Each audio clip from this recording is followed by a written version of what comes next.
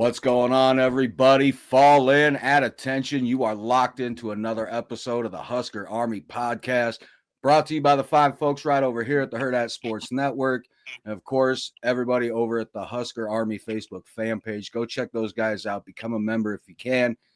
I am your host, Brian Knutson. With me today, as always, our other host, Mr. Kenny Cheatham, former Husker wide receiver and multi-time national champion. Matt, unfortunately, had work today, so our recruiting guru will not be joining us. And trust me, he was not happy that he could not be on for this one, because our guest today is our newest signee commit, Mr. Dawson Merritt, coming to us from Kansas. How you doing today, Dawson? I'm doing great. I'm super happy to be here. Man, we're super happy to have you, not just on this podcast, but going to be on campus soon. Man, we can't wait for you to start wreaking havoc on that defense. We know you're going to be a black shirt in no time. It's just a matter of when. Yes, sir. Yes, sir. That's the plan. All right, real quick before we start talking to Dawson, start picking his brain on certain things here, we got to let you all know, of course, if you're watching on YouTube, make sure to subscribe, like, hit that bell notification. Really helps us out. You'll know when we upload videos as well, just in case you miss a social media post. Then, of course, as always, we got the merch right there over at hurrdatsports.com. Go check them out. We got the shirts, dad trucker hats, the beanies, stainless steel mugs, stainless steel tumblers, then the coffee mugs. So go to hurrdatsports.com for that one. And then we got to let you know about our sponsor as well, Underdog Fantasy Sports. All right. You go over there, check out their app, go on their website, check out their app, underdogfantasysports.com. Sign up and deposit using code Husker Army and get up to $1,000 in bonus cash and a free pick. Trust me, you want to go and check them out. Underdog Fantasy Sports, great place, really is. All right, so now I think we got everything out the way. And Dawson, just for you, everybody that comes on the show that's a guest, they become enlisted into the Husker Army. So we got you enlisted. You are signed. You're going to be on campus. So that's it right there. We can't wait. I appreciate that, man. Man. All right. So, Dawson, we got to talk about it, man. And it was huge when we signed you at a flip commit from Alabama. That around Nebraska, especially in these last probably 10 years or more, that's huge news. Huge news. So what was it that solidified, hey, Bama's not for me. Big Red's going to be where I'm going? Yeah, I mean, the main thing for me was relationships. I mean, I'm close to a lot of people down at Nebraska, and just I always felt in my heart that it was home for me. Just the way the coaches always welcome me, the players always welcome me, and just with it obviously being actually close to home, like a 2.5 hour drive, I mean, it's helped out a lot. Right on. And see, that makes sense to me. I understand how recruits want to be closer to home. I get that. If I would have played college football, that probably would have been my biggest factor. And the great thing is, living in Nebraska, I would have been close to home. So yeah, wouldn't have gone anywhere else for me anyway. So Kenny, I mean, you on the other hand, when you were recruited, you came out of Arizona. I mean, what was it like for your recruiting? Your recruiting time, and then coming here from Arizona? Well, Dawson will be the first time hearing the story. I originally committed to Miami, and then my mother didn't want me to go there because she said, "Son, Miami isn't what you see on the TV." Of course, we talked, Brian. I had looked at Colorado because what's his name? The coach. Oh, McCarney. No, Carl Durrell was at Arizona State at the time. Okay. And what's my man who ended up coaching Colorado? I can't think of his name. He's on TV. Rick Neuheisel. I apologize. Oh, yeah. Was at UCLA, and he said he was going to Colorado. So those were two guys I really liked and showed me great attention. Arizona State, believe it or not, didn't actually go after their in-state kids as they should have. Really? So that was a big factor. And like I said, because their coach at the time, Snyder, he was Cal's head coach, so he went mainly after California kids. And like I said, our class in itself ended up with like 14, 15 NFLers. The two classes, the 93 and the 94 class, maybe more than that. I mean, you're looking at like myself, Joe Germain, Darnell Autry, Robert Holcomb, Terry Fair, Friday Night Freeman. Yeah, I mean, you're looking at just a crew of guys that he just really didn't pay us any attention. So, it came down to this test score and ended up going to Nebraska. My mom wanted me to eventually end up staying home, but it played a factor. But I can understand Dawson with the flip, and I can understand why. Because people forget, I think, outside of that corridor, Nebraska has a big fan base in Kansas City. When we were a powerhouse, which we're trying to get back to, Kansas City was home. Yeah. The state of Missouri was also home, even though you have other programs. That was the reason Texas cried about the Big 12 championship game. That a lot of people don't understand. Yeah. And this is just the God honest truth. Coach Osborne came into that meeting when they were talking about absorbing the SWAC conference. And that's when a lot of the things were made and conceded for the University of Texas. People forget that's the richest alumni in the country. That's oil money. And a lot of people think it's the Notre Dames, the Michigans, the Ohio States, and no. It's the University of Texas. And they knew. They said one of their key things was if the championship game is anywhere in Missouri, that's a home game for Nebraska. So, I mean, I can see the flip, and I can see being close to home, 2.5 hours away, quick drive up the highway. Exactly. And you get to see your family, and they get to come to all the games. I mean, that's excellent. Mine had to fly in, but they got good deals on Southwest back then. It's like 75 round trips in Omaha. So There you go. Every game. There you go. So, it's huge. Good, it's huge. It's huge. My dad being able to come to every game or every home game at least. That's huge for me. Yeah. Yeah. See, and it'll make you feel better as a player, man. It's going to be awesome for you to look up and see your parents in the stands. Exactly. And it's going to be even better to know that they're just a phone call away and they can be there in a hot second. Facts. Yeah, that's awesome.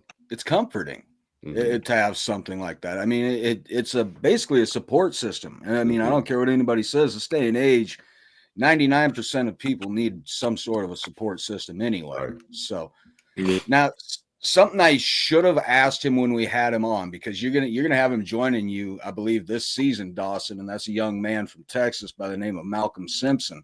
He's going to be joining you on that defense.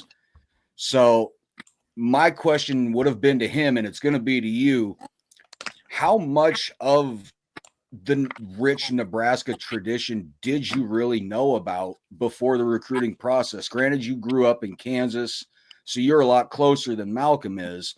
But at the same time, you're at that age where you're far enough removed from those Nebraska glory days that I grew up in, that Kenny played in, that you don't really know a lot about those coaches. You didn't see the Osborne teams being coached. You didn't necessarily see even the Solich teams being coached.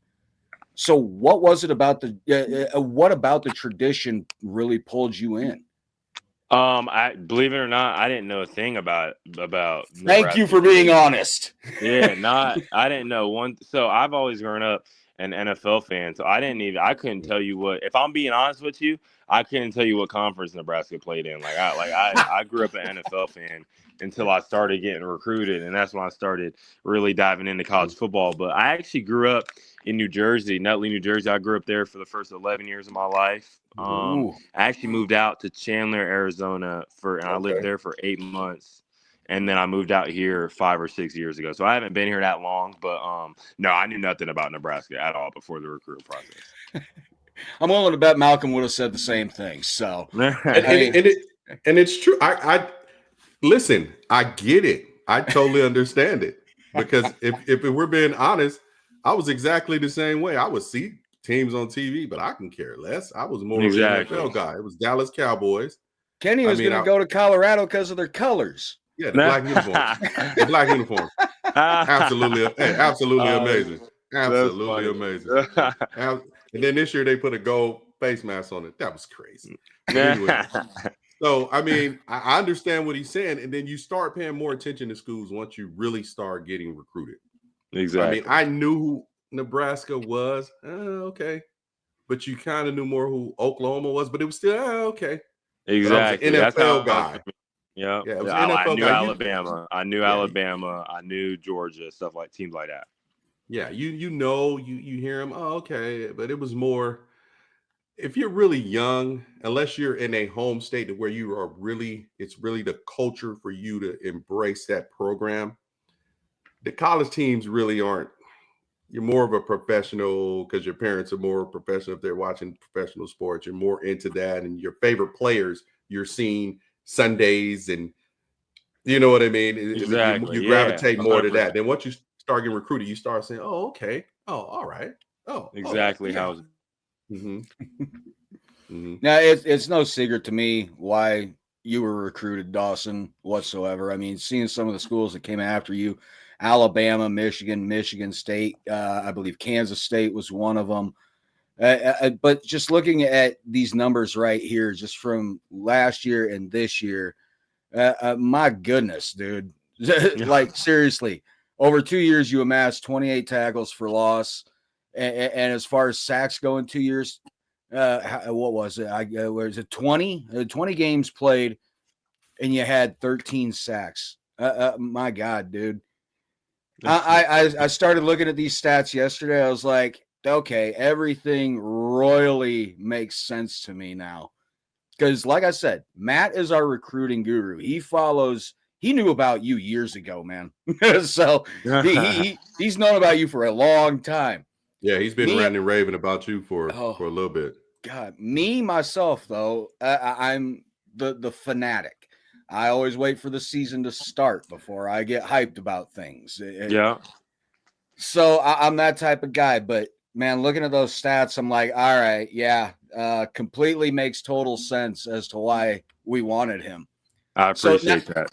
Now, when did Nebraska come into the recruiting process? Were we there right from the jump with Bama?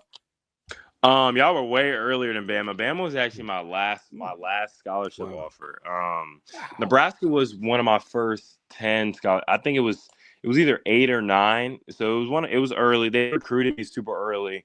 They didn't offer me for a while though. They had recruited me. I had conversation with Coach Rob, Coach Keith, conversations with them. And then they offered me once they started seeing I was kind of getting offers from a lot of schools around the country.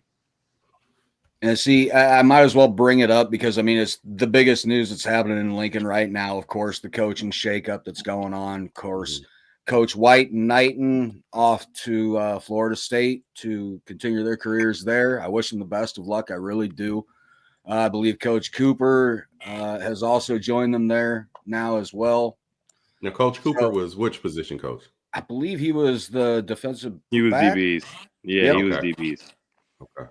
Now, with that happening and with it happening as close to signing day as it did, was there any worry on your part? Like, oh no, is there going to be much of a shakeup there? Am I really going to get what maybe they told me playing time could be by the time I get there? Was there any worry whatsoever?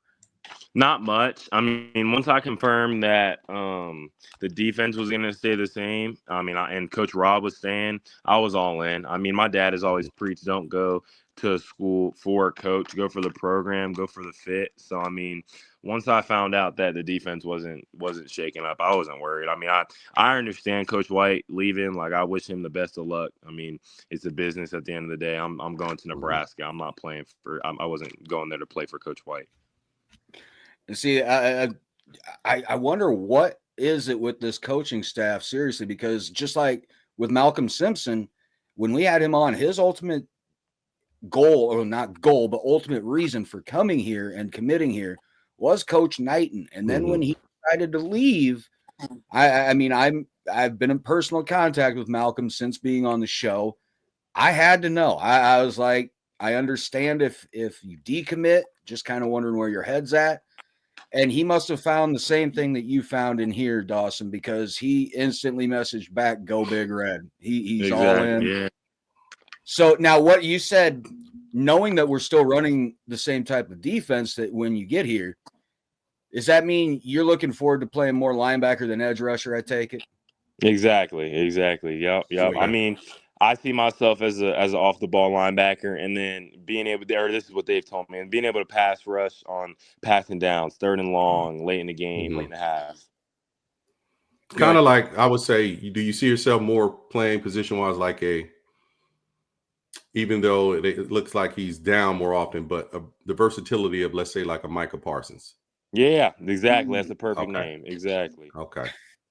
I think you hit the nail on the head there. Because with this type of defense, you can put your hand on the ground, get in the dirt, or you can stand up and do it. It needs versatile linebackers and edge rushers in this system. Be able to coverage and apply the pressure when needed. So that's great that you see yourself doing exactly. Yes, sir. Yeah. And that's good that you're in for that challenge too, because that's what bothers me with a 3-3-5. I've voiced that numerous times. Go Big is that your dad? Go Big Red. How you doing, Pops? How are you? All right. How you guys doing? All We're right. doing great, sir. Awesome. Enjoy. You did a great job raising a wonderful young man. We got to thank you so much for allowing him to come and be a part of the Husker family. Oh yeah. Oh man, I tell you what, it's been great. He has his head on straight, and so if not, Mama would knock it off. So he's done a great job. And I told him, you guys are only 2 hours away. We better get straight. Better act right. That's right. All right, guys, take care. All right. You too. Thank you. That was cool. I love it when we get pop-in guests, man. I love it. I love it. Yeah, he scared me walking in here. I was like, who's that? Hey, that looks like a big dude, man. I know. Because I didn't turn my head all the way. I just saw him at my peripheral. I was like, who's coming here? Oh, that's funny. Yeah. With a 3-3-5, though, it was one thing that always worried me, because to me, the core of that defense is the linebacker play, the linebacker core. That is the heart and soul of a 3-3-5, because if you ain't got linebackers that can't fill holes, that can't get pressure on blitz packages, it's all for naught, because your 3 down linemen aren't going to be constantly getting pressure and stopping the run, period. Exactly. So knowing that you want that challenge coming in, man, it just makes me so much more excited for when you finally get here. Now, when are you planning on actually being on campus? I plan on coming in January, so I'm graduating early and coming in January. I don't know if I'll be going to the bowl game or not, because I'm thinking I want to stay home and spend one last Christmas with my family. My brother's coming in town, but I'll be there in January. Well, that's good. Yeah, because your Christmases are going to be full after this, because it's going to be bowl game after bowl game and preparation. You already know it. Exactly. All right. So will you be able to participate in the spring game then? Yes, I will be. I actually partially tore my labrum.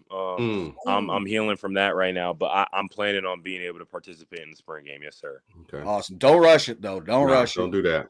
Yes, sir. You got plenty of time. I mean, just being around. That's one of the advantages I wish I had, because when I came out, kids weren't enrolling early like this and going there in January and all these type of things. You got to look at it. I graduated in '94, so our first taste of it was when we got there for fall camp. Yeah. So this new way, and my year, actually, I was there, and 2 weeks later we're playing in the kickoff classic against West Virginia. This is the 1994 year. In New Jersey. Yeah. And my class, and I think the class after me, we were actually the last class that came in as freshmen and practiced with the freshmen a week before we even saw the varsity players. Really? So so you weren't in there with the varsity, everyone else off the jump. It was the freshmen, and let's say possibly the red shirts. Yeah. And you were in at the time we had Proposition 48. We were all out there a week, and then we didn't see our varsity players, the rest of the guys, until picture day. Okay. Wow. And then we had a full-blown scrimmage and whatever we did. So, I mean, to get there early, to get the reps in, even if your shoulders hurt, don't rush it. But just to get acclimated to what's going on, to hear the calls, to see where you're supposed to be placement-wise, that's going to be a big advantage, because my jump from freshman year, honestly, and then redshirting a couple games into the season, and then just building my body up, and that spring football to the next camp as a redshirt freshman was night and day. Really? So you're literally getting a whole camp worth of experience right there. And spring ball was that thing that got me up to speed quick, because I was a freshman. I did some 1s and 2s and 3s reps, but I was mainly on the scout team. It was like, no, we want to hold you back. We need you here. We want to build you up a little bit bigger. And then once I got in that spring and then learning the offense and really being in it, fall camp was just easy money, man. So that's good. You're getting that head start. Yes, sir. Now, obviously, if you they want you obviously to be more of a linebacker position. You're going to be one of those leaders out there on that field once it's your time being called. I'm not sure how it is in high school, but I know this year in college and the NFL, they started playing with the microphones in the linebackers' helmets, whoever's calling the packages. Now, is that something you guys got to toy with at all at your high school whatsoever? Not at all. I haven't messed with any of that. Now, knowing that that's something they're doing, is that something you're really looking forward to, being able to talk to your defensive coordinator up until that 15-second mark? Yeah, that would be amazing. Just hearing what a coach sees on the field, whether that's formationally as an offense, like seeing what they're lined up in, being able to just have a coach in your ear right up to the play. I mean, that's amazing. See, you guys at your age got so much more focus than I ever did at that age because, man, I couldn't hear anybody talk on a football field, especially pre-snap. Just let me think about what I've got to do. Don't talk to me, all right? I got to stay focused. Yeah. We didn't have the attention spans like that at all. So, all right. We got a couple questions that we got sent to us from a couple people here. One of them will show you right here. It's over on Twitter. Let's see. Yeah, this one's from Chris Leffler, at Leffler Chris 191. And he just simply asked you, how does being a Husker now truly motivate you? And what was the biggest factor in choosing Nebraska?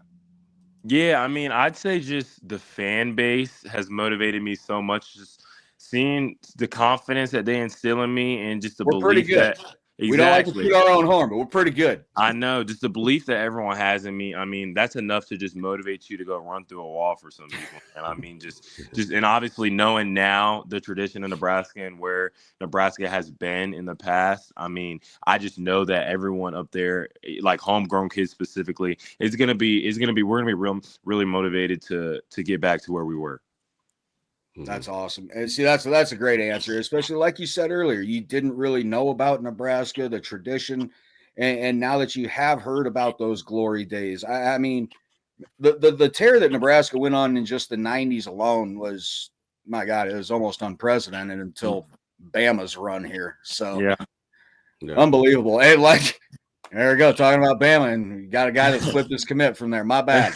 and I'll say this, Dawson, and I'll say this, and this is where I wasn't aware as an Arizona kid because, I'm not from Nebraska, so I don't have that years and years and years of things.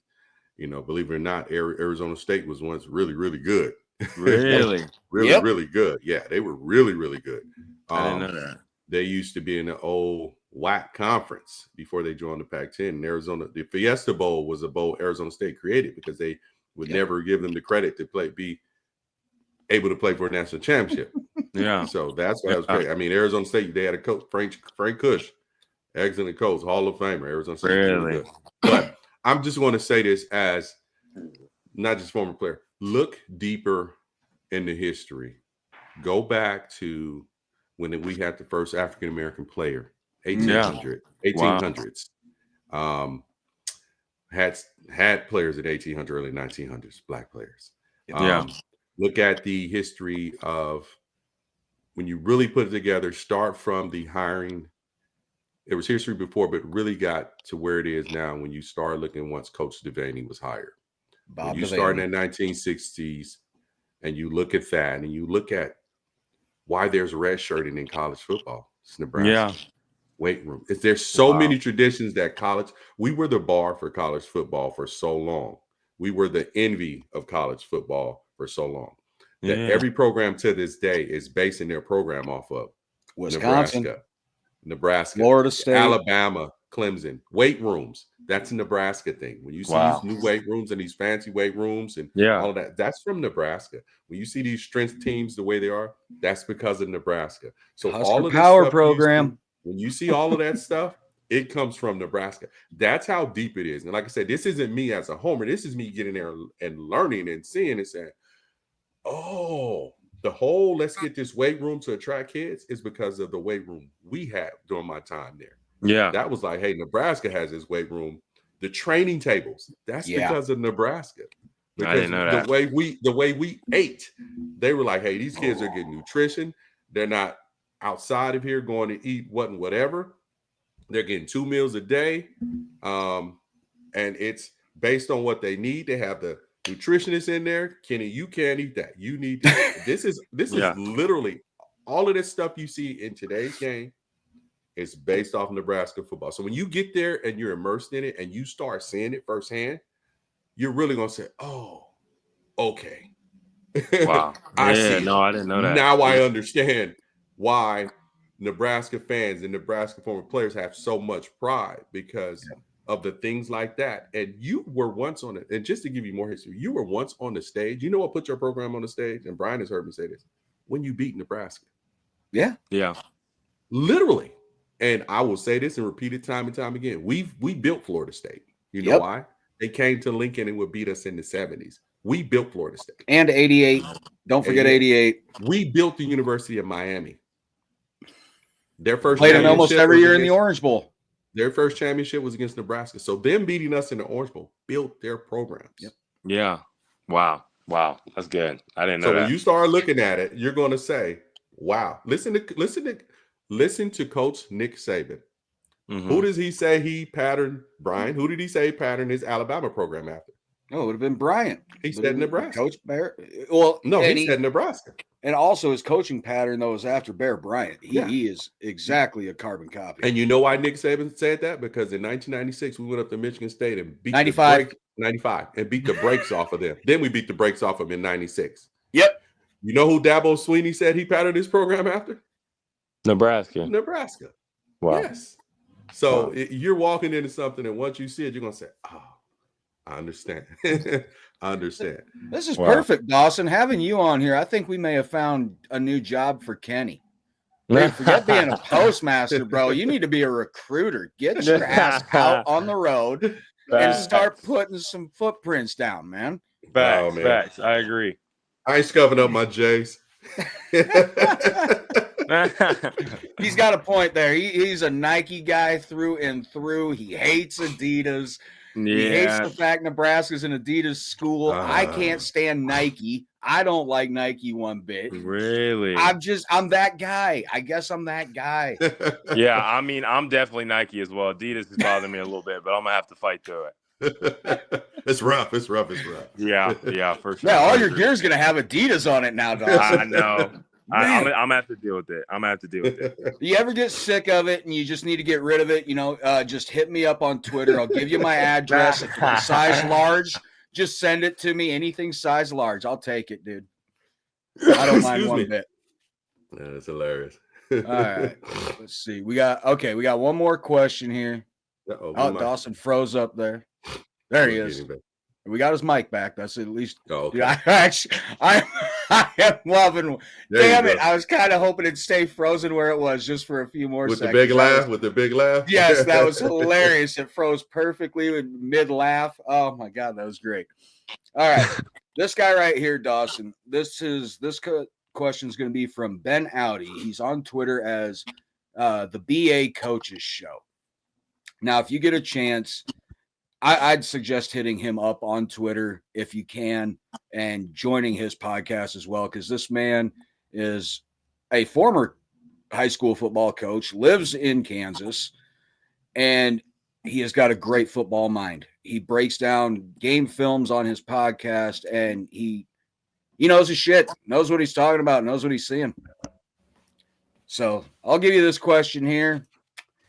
And as it is from the BA Coaches Show, it just simply says, Dawson, at Blue Valley High School, he played for some really good coaches and played against some of the best coaches in the state of Kansas. You know firsthand how important coaching is and how important the player-coach relationship is. What stood out from Nebraska's coaching staff, particularly Rule and my guy Dvorak, to help guide you to the University of Nebraska? Yeah, that's a real good question. I would just say their goals for me, their belief in me as a player was different than any other school. Like the way that they valued me, like and how they've seen me being able to fit into the defense has meant so much to me, because that's so true that a player-coach relationship is important. Because I'd say for me at Blue Valley, a little bit about me, I didn't believe in myself as a player until my head coach put me in a position to succeed. And without him putting me in those positions, I wouldn't have been recruited. So it's so important just having a coach that values you, even at times when you don't see it in yourself, a coach that can be like, yeah, like, we really like this kid. Like, we want him here so he can showcase this, and that. I mean, it's so important. So those guys just really valued me. That's something that I would say. Now, what was ultimately your first impression in meeting Coach Rule? Yeah, it was amazing. I mean, my dad coached with Coach Rule at the Giants in the early 2000s. Yep. So that's another reason that got me up to Nebraska in the first place. It's my dad being like, all right, we're going to go see Coach Rule. Like, this is my guy. Like, we're going to go see him. But my first impression of him is he's a people person. Like, I've had a lot of conversations with some awkward head coaches, and Coach Rule is not that at all. Like, there's nothing awkward about him. And I get the vibe from him that he'll have a conversation with anybody at any time. It does seem that way. I mean, even in public, you see it on social media. He's always going to something that involves Nebraska in some way, whether it be high school wrestling or the Lincoln Stars hockey games. It doesn't matter to him if he can get out and meet people and be a part of the community. He loves doing it. Exactly. Now, we'll go ahead, and the last thing I really wanted to ask you about is, we kind of touched on it with the coaches that were leaving, the players that are ultimately either following or just entering the transfer portal. And then, of course, with coaches leaving, you get certain recruits that start to wonder, is that where I want to be? You stuck with it. You said, this is where I'm going. Hey, you cut out. Can't hear you right now. Hold on. Oh, my bad. Do I got you back? No, you're good. All right, cool. With other recruits, people leaving into the transfer portal, coaches leaving, what would be ultimately your message to recruits that haven't quite signed yet, or even current players thinking of transferring? What would be your message to them to stick around? I mean, my message would just be to trust Coach Rule's plan and his plan for the team. I mean, just think back to the reason that you came to Nebraska or you committed to Nebraska. It cut. There we go. Coach Rule's plan for the team. And I mean, I'd say this to recruits. I mean, with guys leaving, that's more opportunity to play. So I've never understood the chance of, I've never understood the belief of, I'm going to leave because these players are leaving. Man, I mean, that's just an opportunity for younger guys to get in and play. So I've never really understood that perspective.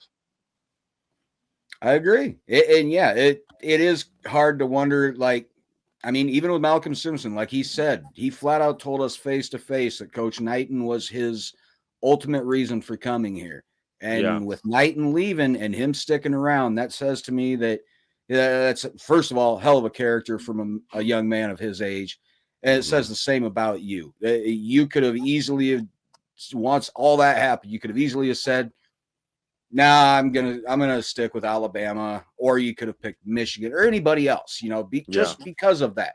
But when you guys stick to that commitment, that tells me so much about you, even more than I probably even needed to know.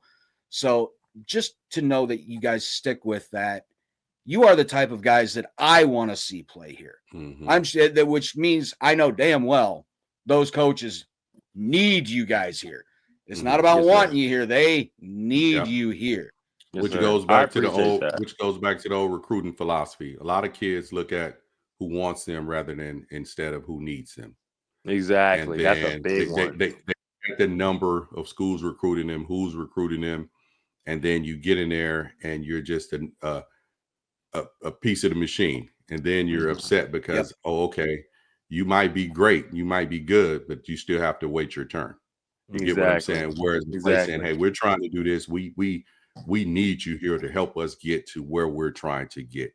We need players like you. We don't just want you to have you on the roster as a body, as a number, and wait your turn 2, 3, 4 years. We want you here to help us do what we're trying to do, which is win, play for national championships, and be a great player for this program. So It's like Brian just said it. I'm just saying it in a different way. And that's what happens with recruiting. And I think a lot of guys get there and they get confused. And with the changing of the coaches, and for you guys to stick with it, with that, it speaks a lot about the character of what you have, because you see a lot of times once a coach is gone, players, they start leaving. And for guys, especially with freshmen coming in, saying, no, I'm going to stay there. That says a lot. That says a lot. And then, like you said, it opens more doors for you to get in there and shine. Okay, you're going, all right, now, let me go in here and do what I need to do. I mean, it's easy. It's problem solution. You left, I'm the solution. The problem is you left. You couldn't have said that better. Yeah, and it allows guys like Dawson as well to, once they're signed and ready to come here, you guys get to start lobbying for other guys to come here.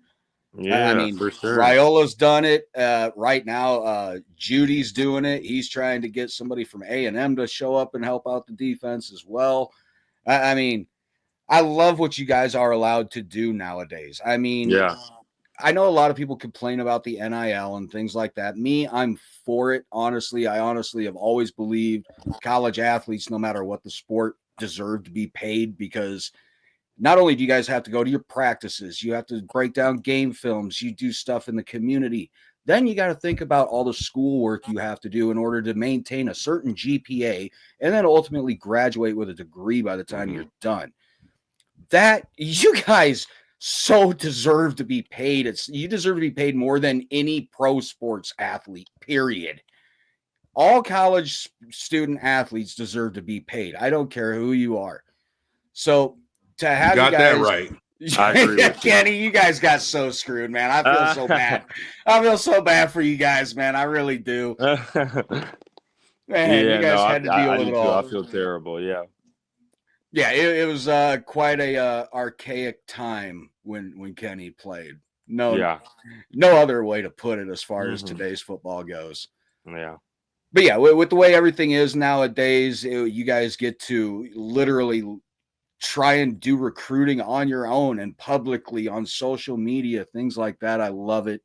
It's helped. I mean, it really has. Was there anything that a current player or a commit that was coming here said to you at any point in time in your process that was like, oh, hey, maybe Nebraska? Dylan Raiola was recruiting me harder than some of the coaches, if I'm being honest with you. He was reaching out to me multiple times a week, reaching out to my parents, making conversation with them. He even had his parents talking to my parents as well. Like he's all Nebraska. Like Nebraska fans should be really thanking him for some of the recruits that he's bringing in to even look at Nebraska. Like the fact that we have big 5 stars coming in to look and just visit Nebraska, that alone says a lot about where the program is going and where the program is headed.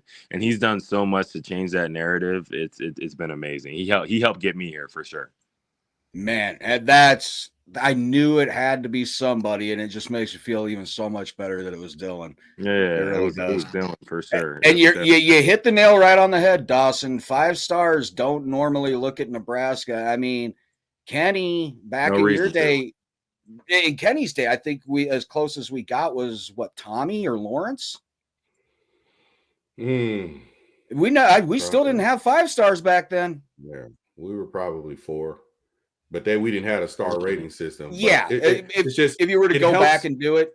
Yeah. It helps with the way people can communicate these days plays a major factor.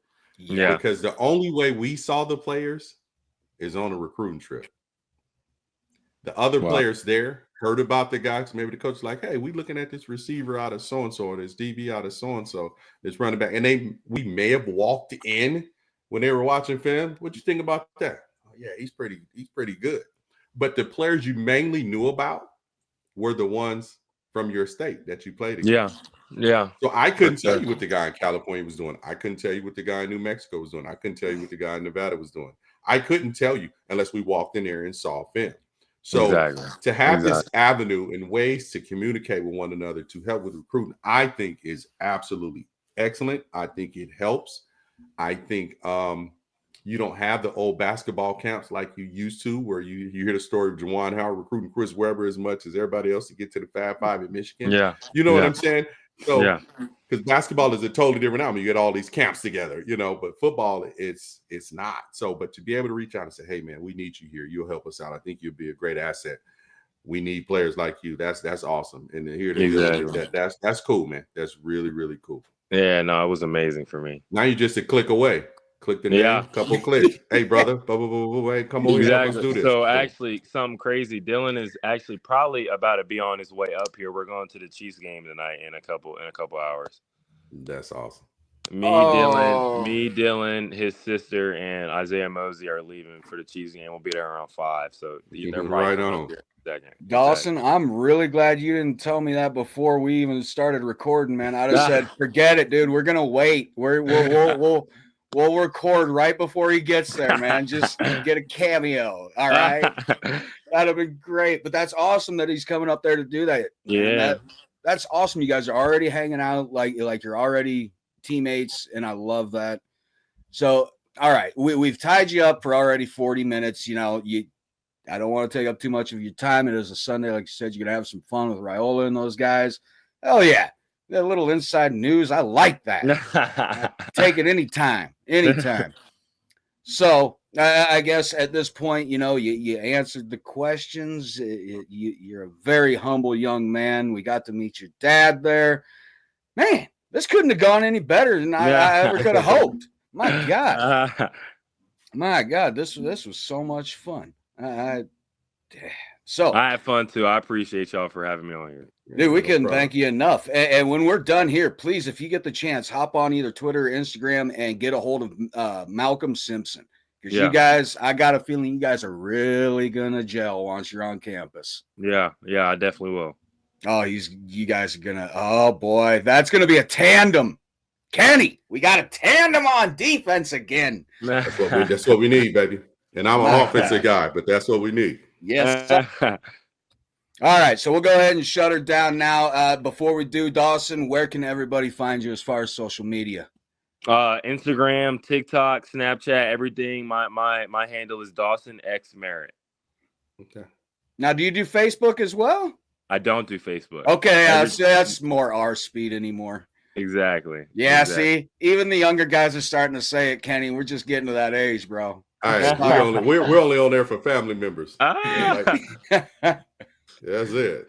I still see some current Huskers on Facebook, believe it or not. Yeah, but I mean, it's family members, man. Nobody on there kicking it. Yeah. All right. So, everybody, we're going to go ahead and start shutting it down now. As always, if you're watching on YouTube, make sure to subscribe, like, hit that bell notification icon. Really helps us out. You'll know when the videos are uploaded in case you miss social media posts. And, of course, we got to let you know about the merch, hurrdatsports.com. Go check that out if you get the chance. Shirts, hats, beanies, stainless steel tumblers, the coffee mugs, and then, of course, our sponsor, Underdog Fantasy Sports. Go log on, download their app. You sign up, deposit. You use our code Husker Army, and you can get yourself up to $1,000 in bonus cash and get yourself a free pick. So, you know where to find Kenny. You see it there. You can find him on Twitter and Instagram, Husker Nuke 1911. You know where to find Dawson now, pretty much on every social media except the old caveman one with Facebook, which that's all right. Don't mind. And then, of course, you know where to find the show. You see it right there, Twitter and Instagram, Husker Army Pod. Find us on YouTube, of course, if you want to watch, if you want to listen only, Apple Podcasts, Spotify, all those great audio-only platforms. So I think we covered everything. Dawson, we can't wait to have you on campus. Man, you're going to be a black shirt in no time.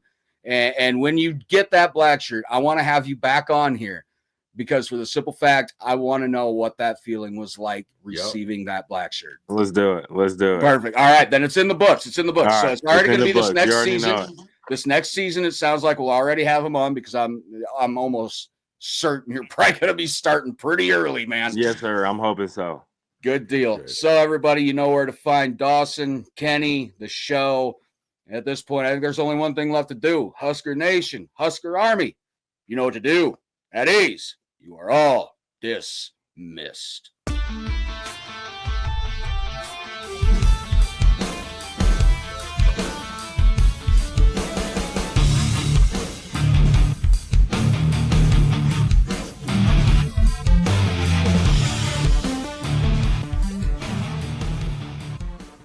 A Hurrdat Sports Network production.